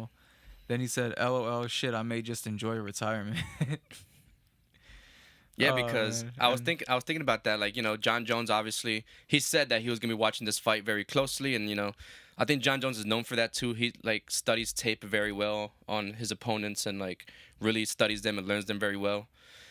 So he said he was gonna be watching this fight very closely, and I'm thinking to myself, John Jones is probably home shitting his pants right now, seeing that fucking Francis learned how to wrestle, because we know for a fact that John Jones is gonna be relying on his wrestling more as a heavyweight, and that's what he was planning to do, and obviously, if Francis won, which he did, I'm sure John's like, all right, easy. This is an easy fight for me because I'm just gonna wrestle. I'm just gonna take this guy down. And John Jones is known for being super strong. I mean, he took down DC. I think he might be the only guy to ever take DC down. Yeah. So I don't think he's stronger than Francis. just to say the least. Remember, he has way better technique than Francis, though. Yeah. And I don't know, man. But Cyril Gane also has better ground technique than Francis. Cyril Gane has wins by submission and stuff. Right. You know what I mean? Right. But Cyril Gane, put it this way, I think John Jones would beat Cyril Gane. Oh yeah, I think that's an easy fight for John Jones, honestly. Right. And like I still think Francis is gonna have a harder time with John Jones than Cyril Gane. For sure. That's not to say that he's gonna lose. It's hard for me to give it like. If they make the fight next, which I guess that's what he's going to have to do, right? I know we're going to get into this, but like I know there's some issues with Dana White, but if Francis has to sign at least one more fight and they try to make that against John Jones, then there's no way in hell I got John Jones. Because it's like, how long, when was the last time we seen him in the ring? Was it against Reyes? I think, Dominic Reyes, yeah. Dominic Reyes? Wasn't that like 3 years ago? At least 2, maybe 3. At least 2 years ago, though, for sure. By the time they fight, it's gonna be at least 3 years. Yeah, so, but that is what supposedly is gonna happen. That is what John Jones has been saying, that he's gonna take. He wants the winner, and there's no other big name heavyweight out there that I think is deserves a title shot just yet. So that's what makes most sense. I don't think Dana White wants John Jones to win though. You see what Dana White was saying after this or before this, like when he was saying, because supposedly there's talks that John Jones was gonna go to this fight this weekend, and Dana White was like. He's like, I really hope that John doesn't come to the fight this weekend. He's like, I think he should stay home. Every time he comes to Vegas, that's like the whole consensus. Every time he comes to Vegas, he gets in trouble. Yep. And this one wasn't in Vegas, but it was in California, and like same thing. I'm sure he would have went out and had a night on the town. Right. You know what I mean? And who knows what would have happened, but yeah. But and then Dana White was like, and then they asked him like, so is John Jones really next for the whoever wins a heavyweight? And he was like, and Dana was like, who knows what John Jones is going to do? He goes, who knows if he even fights a heavyweight? He goes, I don't know what he's going to do. He goes, he might go back down light heavyweight. And in my head, I'm just like, that's obviously not going to happen. Like, if he doesn't fight heavyweight, that he doesn't fight again. But it just seemed like, like I don't know, it just seemed that John made it very clear that he was gonna come back this year and he was gonna fight at heavyweight, and Dana's like acting like he doesn't know anything about it. Like he doesn't even want him to come back. It seems like. Yeah, I don't know. It's weird. I got the date, so a little closer than I thought. It was February 8th, 2020. So early. The reason why I felt like, because if you remember, February of 2020 was the last month before the pandemic in America. So that's why a lot of things from that time feel like such a long time ago. But yeah, like that was probably the last UFC event that had fans. If maybe, I don't know. No, there was one more that was in Brazil. Uh, that was the last one that had fans. I just remember that fact. It was Figueiredo. Yep. Jose Benavidez. Yep. Okay, so yeah, you're right, because February 29th, and I remember the Fury and Wilder, the second fight, that was the last fight before the pandemic in boxing, and that was also February of 2020. Yep. But yeah, so yeah, man, Dana White, what the hell is up with him? So like, he has the strangest like, I guess like my opinion of this, he has the strangest way of dealing with John Jones, man, because there are times where I feel like he don't want to let the guy go. No matter what he does, and then there's times where it's just like, but he wants to make him feel like he doesn't need him at the same time. Yeah, you hit the nail on the head, like, bro. Dana White is really trying to manipulate a lot of these fighters, and it's really like it's becoming more obvious, and yeah, I don't like it. Yeah. So yeah, it's like you said, like he obviously wants John Jones to fight, but he's always trying to make, like, he won't give him credit. You know what I mean? Like, he'll say that he's the greatest of all time. He goes, yeah, I think he's the greatest of all time, but. Like I said, like the way he said that, the way he said, oh yeah, who knows what he's gonna do? Who knows if he even really fights a heavyweight? Like, that just seems so weird to say. And so, all right, so obviously the whole thing with Francis was going on, where we weren't sure what was gonna happen with Francis. That if he would have lost, this would have been his last fight on his contract, and that's it. He could have done whatever he wanted to do. But and Dana White said they'd be glad to have him. They wouldn't re-sign him. Francis obviously wants more money, and he would have to win to get that more money. Francis only got $600K last night for this fight, and he didn't get a win bonus. Usually they get whatever they get, and then they get double if they win, as the win bonus.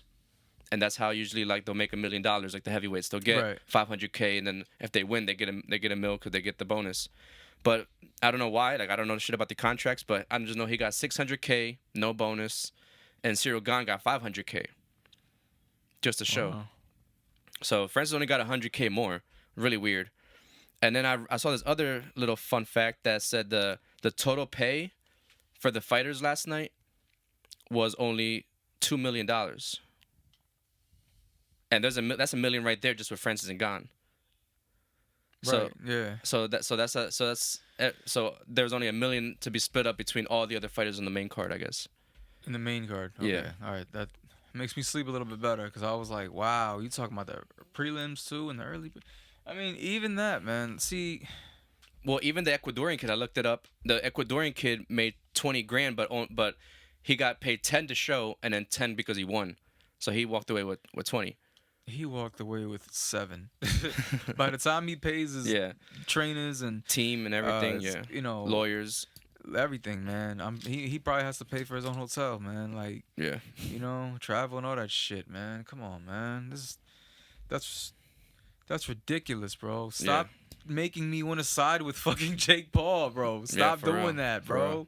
That's ridiculous, bro. I don't want to side with Jake Paul, but like, damn, he's looking pretty right now. I'm not with everything, but like Francis, like, they say the heavyweights are the ones that make the money.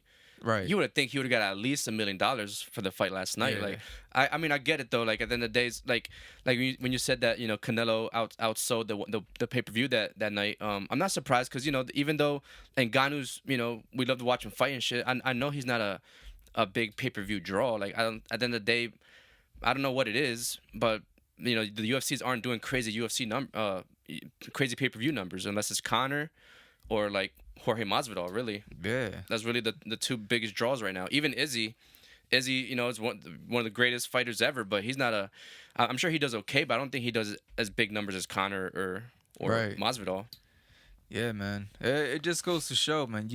you have to cater to the casual. Yeah. You know what I'm saying? The casual fan, which it's still surprising. What you said still surprises me because heavyweights almost always cater to the casuals. You know what I'm saying? Exactly. Everybody knows that it only takes one shot. And now, obviously, if you purchase this fight in hopes to see that one shot, you didn't see it. But that's the other thing. Do you think that some casual fans watched that fight last night and were bored? Yeah, absolutely. Yeah. So that's what I mean by that. That doesn't help Francis especially in the first few rounds. I mean, maybe they got less bored when they saw Ngannou, with, kind of just ragdolling Cyril Gane. But again, if you tuned in because you saw the highlights of Ngannou, and all these highlights were pretty much just him knocking people out with the right hand or the left. Yeah. And that's what you wanted to see. Yeah, you may have been a little disappointed last night, but still would have paid for it. Yeah. Still would have bought it. You know what I'm saying? Because it's not about what happens in the fight. It's about how you sell the fight. Yep. You could have had the greatest card ever. You know what I'm saying? And if nobody saw it, then it's just like, well, maybe you can use that as leverage to promote your next card. Mm-hmm. But nobody saw that great card. And then, we've all seen it where some cards, some big fights that are supposed to be big and, don't deliver. I mean, that happens. Yep. It happens. And it happens in every sport, man. Not every Super Bowl is lit. Yeah. You know what I'm saying? Not every World Series or finals is going to be the best two teams. Yeah. Sometimes teams just get in because of the teams that they played, and they just so happen to play teams that they were better than, but they go against a team in the finals that they do not stack up against. Or a Super Bowl, whatever. Yeah. And it's the same thing with boxing and MMA. So sometimes we don't get we get better fights that are better on paper. Just like sometimes you see a fighter go up against somebody, he's gonna knock him out in the first 3 rounds. Lo and behold, that fighter comes to fight, and either he wins or he puts a game effort and almost wins. Yeah. You know what I'm saying? So with I do think in combat sports it's a little less predictable. Especially in MMA, I always say I think because there's more styles in MMA that are implemented, it's harder to be technical. Mm-hmm. I've gotten into some really crazy arguments by saying that, but I'm gonna always stand by that shit, man. Yeah. The argument that I get that's heated is that boxing is more technical than MMA. I didn't say better. I said more technical because it's only one thing you have to do, and that's box. Whereas in MMA, like the boxing is more technical in boxing than the boxing in MMA. Right. Yeah. But I even go a step further, and I say I think the sport of boxing is a more technical sport than the sport of MMA. You know what I'm saying? Because this is my argument, and if you have a different argument, that's cool. But my argument is that a lot of those styles takes a long time to learn. You know what I'm saying? And in order to master those styles, you can't focus on more than one at a time. So in order to master a bunch of different, some striking, some, takedowns, Muay Thai, this, that, you're going to have to train for a long time. Yeah. And I know that these MMA fighters aren't doing that. Man, there's a quote about being a jack of all trades, how the jack of all trades is a master of none. But he's good at everything else, though. You know what I'm saying? It sounds it starts off disrespectful, but then it clears up the saying. Basically, like, if you're good at a lot of things versus just being good at one thing, you're not going to be as good at that one thing than you would be of somebody else who's only practicing that one thing and not practicing everything else. Another quote, still probably can't get this verbatim, but it's something that Bruce Lee said. I don't fear the man who practice 1,000 kicks. I fear the man who practice one kick 1,000 times. Yep. And that's more or less the reasoning why I think the way I do. Again, I'm not trying to say one's better than the other. Yeah. You know what I'm saying? It's just how I feel. And when you the reason why I'm even talking about this is because, like, again, when you go back to the casual fan, they don't really care about technique like that. Which is why somebody like Floyd Mayweather was never appreciated. Mm-hmm. You know what I'm saying? Which is why, maybe even somebody like Cyril Gane wasn't as appreciated as Ngannou because he wasn't as exciting. I don't know, man. But at the end of the day, that's kind of shocking. The numbers, the discrepancy, you know, and it makes sense because how much did Tyson Fury make in his last fight? In his last fight, like 30 million. He made 30 million, and Wilder made 20 million. Yeah, exactly. And in the total payout for the fighters last night was 2 million. So the entire main card, 5 fights, right? So 10 fighters. 10 fighters got 2 million, and 2 fighters got 50. Yeah. So that's why Francis wants to do that. He wants to go to boxing, even though, obviously, especially after seeing last night, you know, he'll probably get beat the fuck up in boxing. You know what I mean? Like, oh yeah. I mean, granted, he had the injuries. He said that he had a torn MCL and also hurt his ACL. That is very hard to believe. Especially when the motherfucker tried to snap your ankle and you just ate that shit. Yeah, I mean, that could have been why maybe it didn't hurt him. Maybe his shit was already fucking numb. Maybe, bro. I don't know, man. But, you know, most people can't even freaking stand with a torn ACL or whatever it was. I think he said it was like 3 or 4 weeks out, and he just couldn't see himself pulling out. But like you said, we're like with almost anybody else, I wouldn't believe it. But for some reason, I believe Francis, just because like I've heard his story, and like, dude, all the shit that guy's been through, like being in a leg lock is like nothing compared to like, you know what I mean, like so just like I said, just knowing his story and some of the shit that guy went through, like it was, I can be like, yeah, I believe him that he did that. And like I said, he wasn't moving as well in that, and you know, in the fight. His story is the reason why, you know, it's hard not to root for the guy too. Yeah, exactly. He has a crazy story. If you for those that don't know, he tells a story on Joe Rogan, right? Yep. He tells a story a couple of times, but on Joe Rogan, he really goes into detail really and everything. In depth, yeah. I don't even think I watched the whole thing. But yeah. Yeah, it's crazy. So Dana, you know, he didn't say anything, but he wasn't being super supportive of Francis. So everybody thought that he wanted to see Francis lose. And then, so, you know, Francis gets the decision win. And, you know, Dana White always puts the belt around the champ. And it wasn't Dana. It was Mick Maynard, who's one of the matchmakers. He's always there next to Dana. He puts the belt around Francis. And Dana's nowhere to be found. And then, you know, I like to always watch the press conference right after. So I stayed up. I was waiting for the press conference to come on. And then Brandon Moreno was the first one up on the press conference. And I'm like, this is weird. And I started trying to rewind it. I'm like, did I miss fucking Dana or something? And there was no Dana. It was weird. And then when Francis was up on the press conference, you know, they asked him about that. They asked him, hey, did you request? I didn't think about it. But I was like, oh, maybe he did do that. Maybe he said, oh, I don't want Dana putting the belt on me. You know what I mean? Like, I want somebody else. Cause I've seen fighters do that. I've seen fighters request that they want like their coach or something to put the belt on them. Right. I've seen that happen. Yeah. But, you know, so they asked him, oh, did you request with this or whatever? And, you know, he said, no, I had nothing to do with that. And then they told him, yeah, because Dana, apparently, like, he left right then, I guess. Like, when it was announced that Francis won, I think he left. And he didn't do the press conference. And Ngannou was surprised. You could tell by his face. He was like, oh, he wasn't here? He's like, oh, I didn't know that. That's news to me. And I couldn't believe it. Never, in all the years I've been watching UFC, I've never seen Dana White be at the fight and then not do the press conference like that. Yeah. And it's funny because that was like, you know, again, going back to what I said in the beginning of the show, I just completed a 72-hour fast, which meant last night I was out of it, and I just wanted to go home and go to sleep. So as soon as I saw who won, I was like, all right, I'm out. Yeah. But I usually watch the post fight, and of course I didn't watch that one, and I didn't know that happened. That's crazy. Yeah, I couldn't believe it. I think it just looks super bad on Dana, like.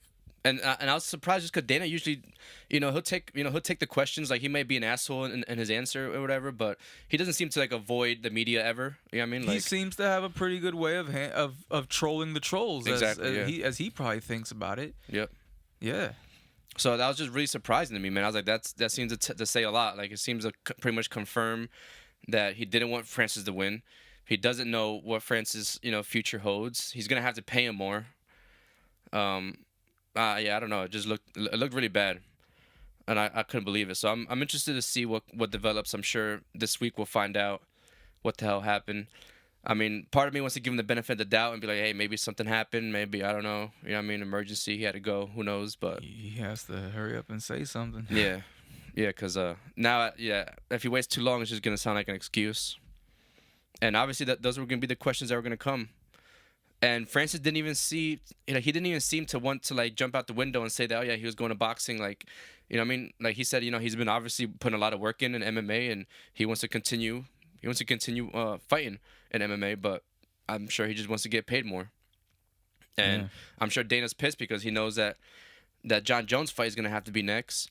But I think like Francis winning like that just builds up that John Jones fight even more, because now it's, you know what I mean? Now it seems like, oh shit, now this is not going to be no walk in the park for John.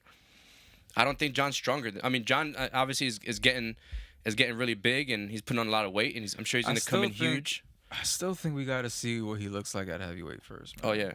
I still think putting him his first fight at heavyweight against, and I know like you got, I know they don't do this in UFC, but give that guy a tune-up. Yeah. If you want to maximize, if you want to make money, like, talk about pay-per-view draws, man. Like, that will be a freaking probably a record.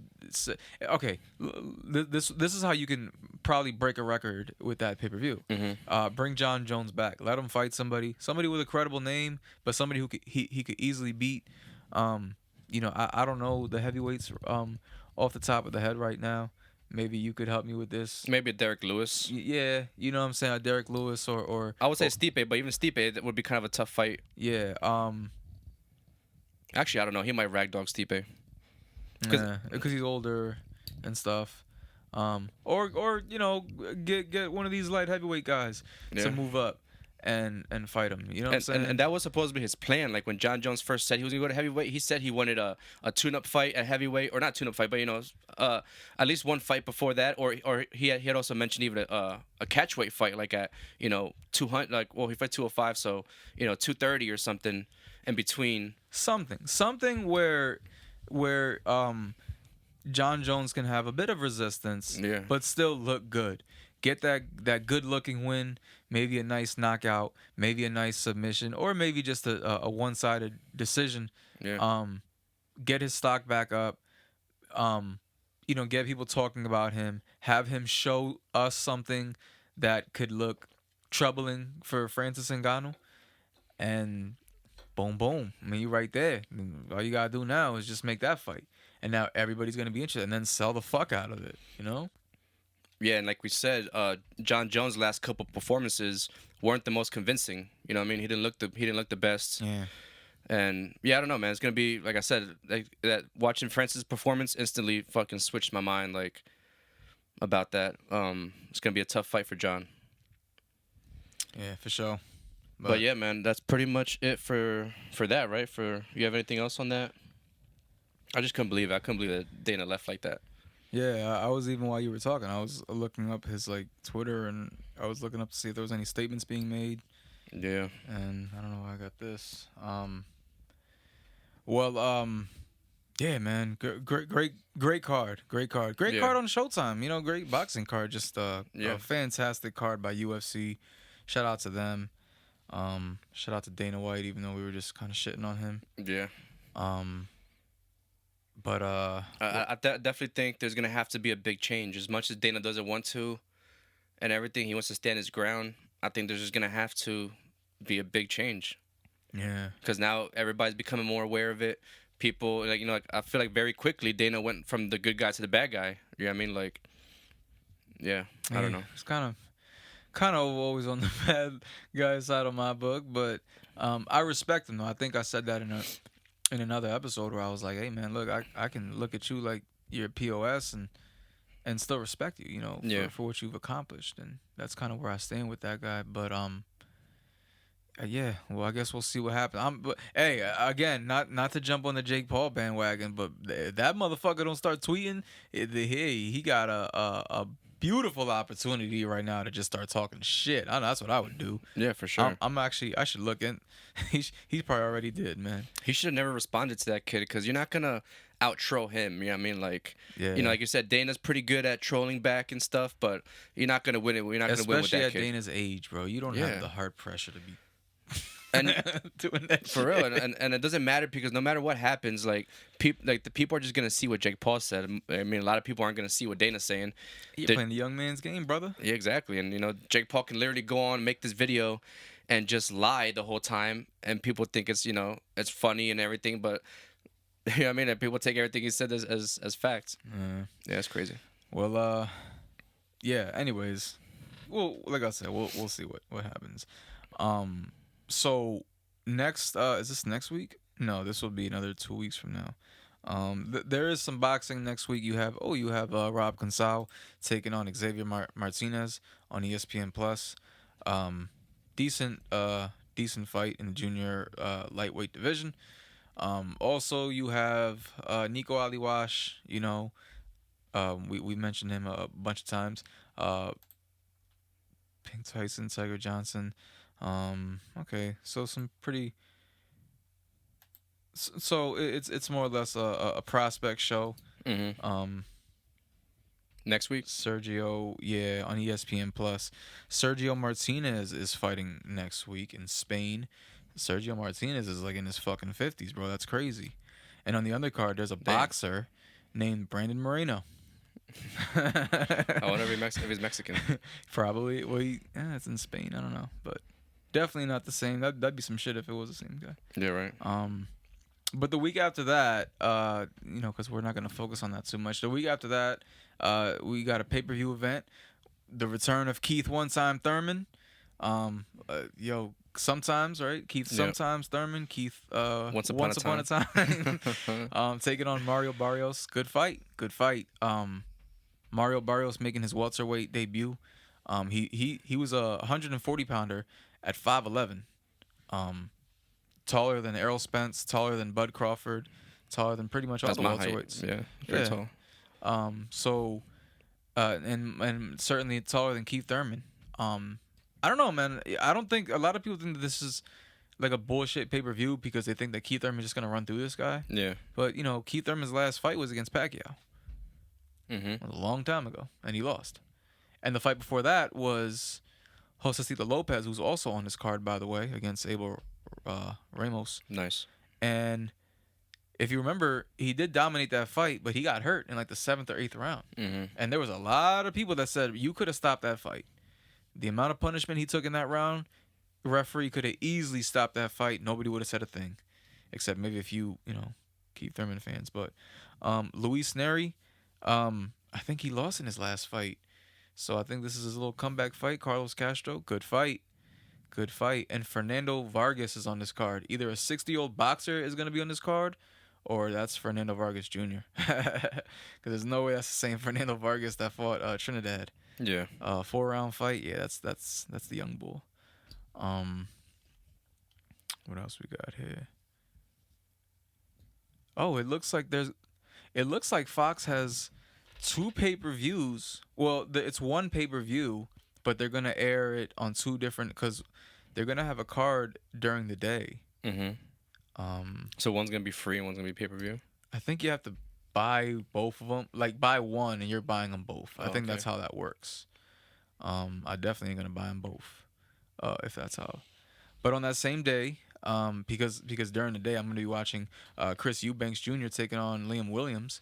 That's the one with a very Chris Jenkins versus Julius Ndongo. Ndongo being a former champion, lost to Terrence Crawford in the 140-pound division. It says welterweight here though, so they're fighting at 147. But most notably in this card, you're gonna have Clarissa Shields taking on Emma Cozen. Nice, finally. Yeah, finally. And it's looking like Savannah Marshall is not going to be on this card, which is ridiculous because she's the reason why the fight got postponed in the first place. That's crazy. Yeah, so it's like... But it might be because they couldn't find an opponent. I think that's why. They couldn't find an opponent. Clarissa Shields. Yeah. Clarissa Shields is going to fight on the same card. I think she has to fight Emma Cozen. I think that's a mandatory. She's undisputed, so... she has a lot of mandatories. And I'm going to leave it at that. But before I finish, I just want to say something. I saw an interview on the DAZN boxing show, whatever that shit's called, with I think it's called the DAZN boxing show. Yeah. They had Mauricio Suleiman on, the head of the WBC. And he said he's talking to the head of the other sanctioning bodies, like the WBA, IBF, IBO, all those guys. I mean, WBO. To make it to have mandatories of each sanctioning body have to fight each other, especially in a situation now that we're having a lot more undisputed champions. Yeah. That'll help us with a lot more undisputed champions, because the easiest one to look at is Tyson Fury when he beat Klitschko. When he beat Klitschko before he retired, before he came back, he beat Klitschko and he wasn't undisputed, but he was unified and the lineal champion. So because he had so many titles, the IBF gave him a mandatory the very next week. Yeah. And he was like, yo, I just fought, So he vacated the IBF, and once he vacated, he was no longer unified, and that's when I think he basically got angry, started spiraling out of control, went into his depression. We haven't seen him for 3-4 years, came back, fought Deontay Wilder. Here we are now. But so what Mauricio Suleiman wants to do is going to eliminate that by making the mandatories of the IBF and the WBO and the WBA and the WBC all have to fight each other. So like in the 168-pound division where Canelo's undisputed, instead of Canelo having 4 mandatories a year, which Canelo would probably just fight him. Yeah, Canelo would do it, but instead of making fighters do this, because the thing is, even if he does do it, it might not be the 4 fights we want to see that year. Yeah, you know what I'm saying? Especially if he wants to go to another division. Those 4 fighters will fight each other. Two will fight, the other 2 will fight, then those 2 will fight. Right. That person fights Canelo. And I said, that's a fantastic idea. Tournaments always make sports better. That's why playoffs are so fun. Yeah. That's why Bellator gets it popping with their little Grand Prix. Yeah. UFC doesn't really have tournaments. Well, they used to. Yeah. But and UFC runs like a tournament, They almost exclusively have the number 1 and 2 guy fight, and if the number 1 and 2 guy, it's literally like the next number. Yep. And boxing does that too, but the sad part is the number 1 guy isn't always the number 1 guy. You know what I'm saying? Yeah. With this, the number 1 guys will fight to be the number 1 guy, and the champion will fight the guy who fought his way to become the number 1 guy. And I think a lot more integrity. I think that's going to provide a lot more integrity in the fights that we see in boxing. I think that's really going to help the sport. I think a lot of people can stop saying that the best don't fight the best and things like that. Which, by the way, if you're one of those people who said that, and this past Saturday, it was overshadowed by UFC. But a really good fighter fought a really good fighter. I mean, maybe not the best, but at least number 1 and number 3. You know what I'm saying? So I just wanted to get that out there, man. Like we've been saying, I think just the combination of combat sports in general is just helping each other. Yep. Because everybody got to eat, man, and everybody got to do their job right. So, you know what I mean? Yeah, I think that definitely helped. That definitely helped boxing out way more fighter or fan friendly. You know what I mean? Like, it's crazy. In UFC, they used to do that in one night. They used to have like tournaments. Yeah, that was ridiculous. Where like they would have guys fight 2-3 times. Like insane. If you were in the championship fight, you fought like 3 times that night. Yeah, that's like injuries and all. Yeah, and yeah, I don't even want to get into that, man. Yeah, but just actually, some people I'm sorry, I am gonna get into that. I just real quick wanna go back on what I was saying earlier with the whole like boxing versus UFC thing. Again, if you're saying that, you're actually disrespecting the bullshit out of Dana White. Yeah. You're disrespecting the fighters. Because when you look at that early UFC, and I'm going to say it, bro, that it was trash, bro. It's still evolving. I was going to say that earlier. It would make a Triller event look like HBO boxing in the 90s. Oh, yeah. Look like they were in a garage or some shit. So when you look at the first 2-3 UFC events and those crazy weird fights they put on with guys wearing cut off jeans, 1 boxing glove, an eye patch, a fucking lightsaber, it was insane. 500-pound guy versus a baby, it was insane, bro. Like, and then you look at it now, bro, and you're like, how did you do that? Like, how did Dana White do this? Because he did his thing. Yep. You know what I'm saying? And when you say, oh, it's because boxing isn't, no, man, it's because a guy named Dana White and a bunch of great fighters like you know, the Randy Couture's and the Rampage, you know, the early guys in the UFC, they made it what it was, man. They made it what it was. And it just got better and better and better. And that's that. And I'm glad because I'm a huge fan. Yeah, like, so I was gonna say, like, the sport still, you know, it evolved a lot since then, and we don't know if it's done evolving. You know what I mean? Like, we don't know if this is the final form of MMA. Like, I mean, they could still change things. What, 40 years? Not even? Not 30 even. some years? I think 30 some. 30 some years of UFC? That's it. That's some of you guys are older than that. And that's why there's no back to your technical argument thing, like, it's true, but I feel like now we're gonna start seeing kids now are growing up, like, you know, like, obviously MMA always was you were a specialist at one thing, and now, like, the young kids, what's his name, Sean O'Malley is like a good example. Like, these young kids are growing up now doing MMA, doing everything from from a young age, so they're gonna become fucking well-rounded at everything. And that's you know, that's crazy to think of, you know what I mean? Like, the kids that are like watching UFC now and they're growing up, like, getting into martial arts, that's gonna be like the class of fighters that is gonna be crazy to watch. Full disclosure, I made that boxing being more technical than MMA argument back when, like, Anderson Silva was reigning. So we're talking like late 2000s, early 2010s, around the time, like, you know, like Khabib Nurmagomedov, and okay, fine. You know, again, the argument could change in a couple years, but that just goes to show that shit be changing. And man, you know, I don't know, man. I think as long as things get better, that's all. Just stop looking at the past, look at the future, and, you know, as long as it progresses, then evolution works. Yeah, it's crazy because it has changed. Like the purpose of MMA back then, like, it was created to find out which was the best martial art, kind of. You know what I mean? Right. But now it's totally changed. Now it's not that. Now it's more about just who's the best mixed martial artists. And I don't even think that was such a weird mission statement. Let's see which style of fighting is the best. You know, but that's because they were also cocky back then. You know what I mean? Like the jiu-jitsu guys were like, oh, the jiu-jitsu is jiu-jitsu, and this is the best in this, and the karate guys were like, oh no, karate is the best in this and this. Right. Or the fucking, that's, you know, true. All of them, the wrestlers, the Russian wrestlers, oh no, wrestling is the best martial art, this and that. You know what I mean? So that's how it came about. You know what I mean? And it's funny, you brought up Bruce Lee too. Bruce Lee was like one of the first people to suggest, like, mixed martial arts, that, like, no, you should learn everything. Like, you shouldn't just know one thing. Like, you should train everything. You know what I mean? Like, Bruce Lee did jiu-jitsu and that type of stuff. You know what I mean? Right. I don't think he ever had, like, any profession fights, right? But no. Yeah, everything was like movies and stuff. Yeah, pretty much stories or folktale and shit. But he was, like, the first one to kind of say that I have that idea, and that's what a lot of people hated on him for. You know what I mean?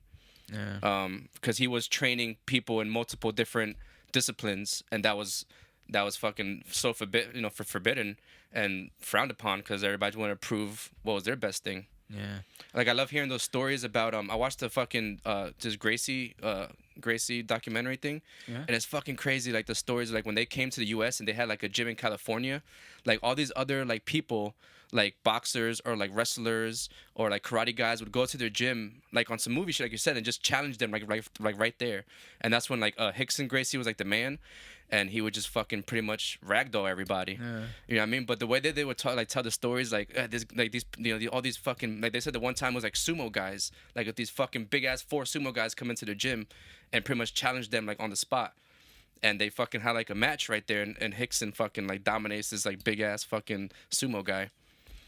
Crazy. It's crazy hearing those stories. Like, dude, I'm like, I want to see that movie. Like, they gotta make a movie about like the Gracie family. That'd be a good one. Yeah, that'd be a really good one. Word. Yeah, man. Well, I don't know. I mean, hey, like we said, it's still evolving. MMA is still evolving, and like I said, I think it's not done evolving. We're still gonna see a lot of changes, and obviously and again, if you're one of those guys who compare, wait till MMA has the history of boxing. Yeah, exactly. You're gonna have to wait like 400 years, but you know, if you're still alive, let me know how it goes. I won't be alive. Yeah. Yeah, man.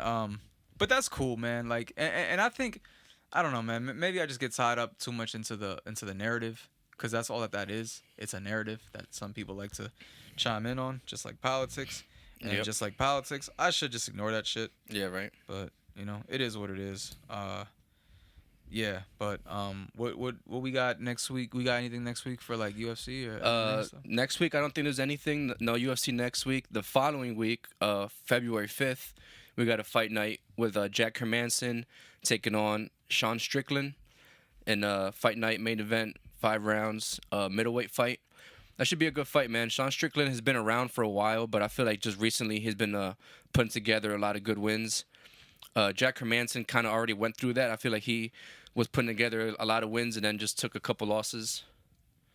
When's that one? Next week, right? Yeah. Next week, January 29th, there's going to be a Bellator fight.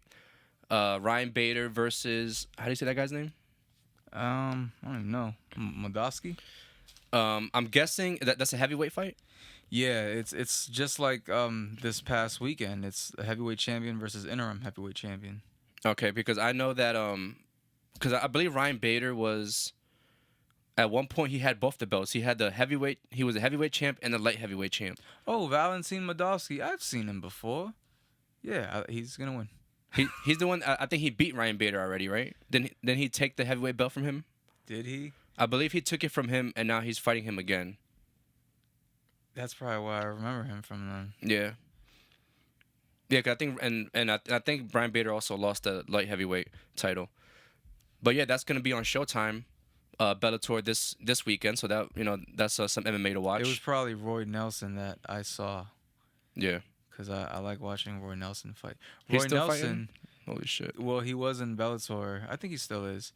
Roy Nelson, damn, we keep going back to what I was saying about the whole technicality. Roy Nelson was another one who was like on top in UFC when I made that argument, and I used him as a prime argument. I said, bro, that guy don't know how to fight. He's just a tough cookie that knows how to, that on some Wilder shit. And that was like before Wilder, or around the time Wilder came out. But yeah, this should be a good fight. It looked like For sure, especially with no UFC, I'm definitely fighting the Mohegan Sun like usual. Definitely check out the Bellator card if you want to watch some MMA next week. Phoenix, Arizona. Nice. Yeah. It looks like next week's gonna be a lackluster weekend. Yeah, and then so we got the Sean Strickland, Jack Hermanson, and then the following week, just in like another 3 weeks, we got the UFC 271 with Israel taking on Robert Whittaker. Yep. In the rematch. Nice. I saw an interview with Robert Whittaker. He kind of, opened up and talked a little bit more about the loss and how, he said that, I didn't even think about this, but he said that he kind of let the whole, because Robert Whittaker's from Australia and Izzy's from New Zealand. So he said that he kind of let that whole rivalry get to him, which obviously we don't really know about. That's out of our culture. Yeah. But, it makes sense. They're like they're like kind of right next to each other. So apparently there's like this big rivalry between the two countries, and he said that kind of he kind of let that get to him, and that he was a little over aggressive because of that. So it'll be interesting to see. And he also said we know obviously Jan Blachowicz kind of laid out the game plan, the blueprint of how to beat Izzy. So it's not no secret. That's what he said. He was like, it's no secret that Jan laid out the blueprint. He's like, I'm gonna try to take him down. So we'll see. Jan obviously had the power advantage. He's way stronger. So Rob Whittaker's gonna have to work at it a little more. But I think Izzy still gets him. And then we got some good lightweight fights then after that also in February. The fight of the Rafael Dos Anjos and Rafael Fiziev. Nice. That should be a really good fight. Fiziev, pretty new to the UFC, but has had some really good fights. Really good striker.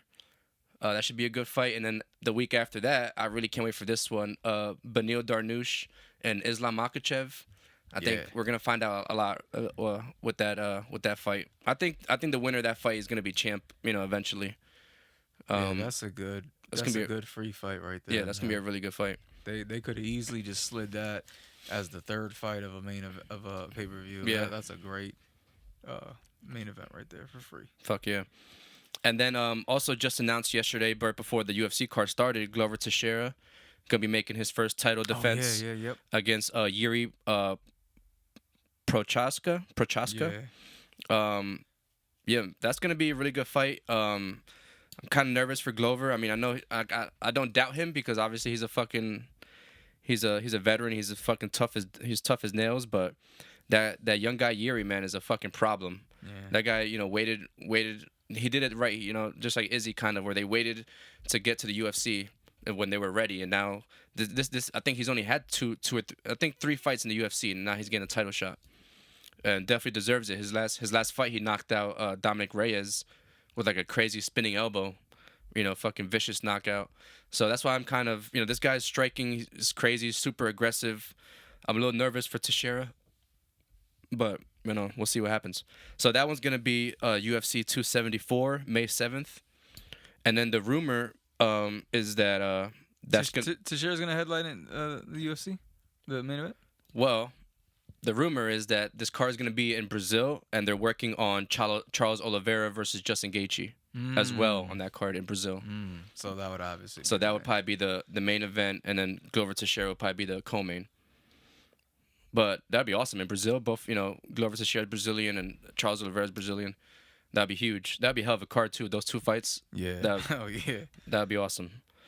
And then the only other thing I got, couple of things I saw is that Amanda Nunes is leaving American Top Team. The team that she's been with forever. Wow. And I wonder if it has anything to do with the Kayla Harrison thing. Because I didn't know this, but you know how like everybody's been like pinning them together, saying that this is gonna be the big fight or whatever. They're teammates, and usually teammates don't fight each other. You know what I mean? Yeah. Like, so like when I found that out, I was like, wait, so why is everybody talking about this big fight if there's no way they're gonna fight each other if they're actual teammates, which they were. But now with her leaving, it's crazy because I saw the news that she was leaving, and then I saw news that Kayla Harrison is in talks with, we knew she was in talks with UFC, but I guess they're getting closer to finalizing something with her. Yeah. So I wonder if that has anything to do with it, because now the fight will happen. Yeah, I mean, if she leaves American Top Team. So yeah, that's gonna be interesting to see what happens. Apparently, Amanda's gonna start her own team, is what I read. That she's leaving American Top Team and is kind of starting her own gym or her own thing. Oh. So yeah, I don't know. She's bringing her head coach with her, or like I doubt it, but. I don't know. Seemed kind of weird. That doesn't sound like a good. Yeah. Doesn't sound like a good move. I hope that she's not like blaming, the gym and be like, oh, it was because you guys I lost. So. Yeah. Well, it's like, I mean, you just took your first L, or was that her first loss? Not her first loss, but her first loss in a while for sure. In a while, right? That's what I meant. And it's kind of like. Again, I know this isn't her first loss, but it's kind of like when fighters take their first loss after they've been so dominant. They kind of suffer from the same things that a man would suffer when he's going through, like, what's that called? Like midlife crisis, and they just start doing a bunch of. They buy a sports car that you didn't want that sports car. You just wanted to feel young for 10 minutes, Yeah. I'm hoping that she's not dealing with something like that. Yeah. I'm sure there's a word for it. There's probably some psychological word for it. Yeah. But I'm hoping that she's just not being, impulsive? Like just making crazy impulsive decisions. Just feeling like she got to switch something up. You know what I mean? But going all wrong about it. You know what I'm saying? I don't think she has to switch anything. Like I said, maybe not taking full responsibility of not putting in the work and being like, oh, like I said, blaming her team. Maybe, oh, you guys didn't push me enough or something. Yeah. Who knows? But I guess we'll see what happens. I mean, I'm still blaming a lot of it on COVID. A lot of fighters look like shit after they come back from COVID.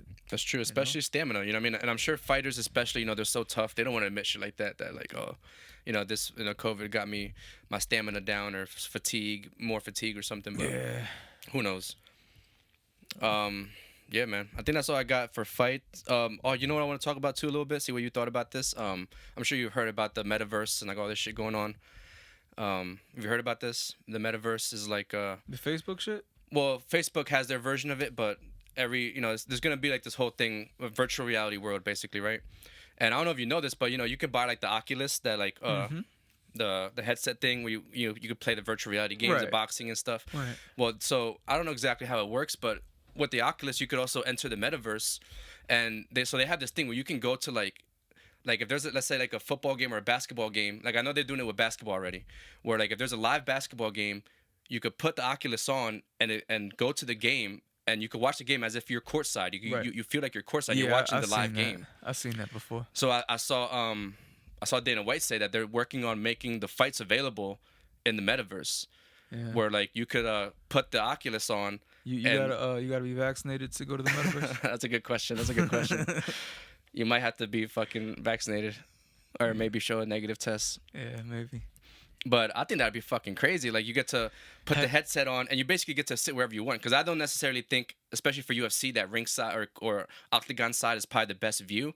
But that'd be pretty dope. You get to fucking put it on, and and you feel like you're there live. Like, that'd be sick. Yeah. Have you used one of those VRs before? I've used one like at a Dave & Buster's, but I haven't done like a real a single one. A friend of mine's had one, and this is one of those weird things where you couldn't use an iPhone when they first came out. You had to have an Android. Yeah. And my friend who had one, so I guess he got one for like Christmas or something, but he had an iPhone, so it was just sitting in his room. I came by one day and I was like, man, I got an Android. Let me plug that shit in, and it was like it's kind of like playing a video game. Like, it's kind of like if you bought a video game system but you didn't have any games, you just kind of had to play the games that it came with. So like it came with a Six Flags, and it wasn't even all the rides. It was like literally just like 3 rides from Six Flags, and one of them was like, actually I think it was just 2 of them. It was like I forget which ones, but it was a roller coaster where, a traditional roller coaster, you go up and down and left and right and all that stuff. It was crazy, man, because like, obviously you're wearing that, you're wearing headphones, what I mean? So the sound is inside, it's just like headphones, like earbuds and all that stuff. You turn it up and you can hear everything. You can hear all the ambiance, you can hear the noise, you can hear the chatter. When you get high up in the air, you hear the birds chirping. Of course, you hear the noise that the roller coaster makes, all that stuff. And then like, as you're going down the roller coaster, I went up to the top of the roller coaster. I'm sitting down in a fucking chair in my friend's house, but I'm on the top of a roller coaster, and I look to my right and I look down and I can see the aerial view of like people just walking around the freaking the thing, and I look to my left and you can see the parking lot, and there's cars driving and everything, and it looks like you're really freaking there, and it's like real time, I had to ask my friend, like yo, Berto, okay, I had to make sure I was still in your freaking room, bro, because it felt like it was weird. And then the other one was like an underground Halloween one. It was supposed to be scary. I'm not gonna lie, like, I mean, it wasn't scary, but like I could see how it would be scary. And I was just like, if and again, these are just like free sample things, demos and shit. So I'm pretty sure like anybody who has one of those and actually purchases like games or whatever, I can't imagine how real they look. And yeah, I know I've been seeing that whole basketball thing. I think they started that in the pandemic. Yep. Once they, But now it's gotten better. Yeah. Where like they could do it with the Oculus, right? So you like, it's like you're there, you can see other people there. Yeah. And so like imagine that with fights, dude. Like, all it is all they're gonna have to do is put those 360 cameras everywhere. Yep. They'll have to find places where they can't put them on the chairs, because then once people sit down, then you're gonna be staring at the back of someone's shirt. They'll probably have them hanging from the fucking top or something. Yeah. It'll probably be some shit like that, or they'll probably just. I'm pretty sure technology has caught up with. We could probably use their cameras. Exactly. Yeah. We use their cameras the same way their cameras will pan around and do all this. It's like we could do that just by looking to your left. Yeah. And it's like, no, there's. That's gonna be dope to imagine that. Like, obviously we might not ever get the chance to go fucking see Canelo ringside or something. Like, that would be fucking wild. Says who? Shit. That's on my bucket list. Yeah, right. But that's what I mean. Like, you could possibly see every Canelo fight ringside with that shit. Like, yeah, man. Nah, that is some amazing shit. I mean, I don't know. That metaverse kind of scares me, but that's probably because I'm definitely a little scary. But when I'm from the era of 9/11, and I don't believe what they said. Yeah, but when I saw that shit, I started thinking about like, wow, that could be really fucking dope. Yeah, that could be really dope. But yeah, man, that's all I got really. Yeah, I mean that's all I got too. Nice long episode. A little lackluster weekend on the boxing side, and for another week, but we'll be back on that February 5th pay-per-view, and that'll be dope. But yeah, so until next week, we'll still have an episode for y'all. Yeah. So until next week, my name is Manny. My name's Alberto. This is the OnlyFights podcast, and we out. Peace.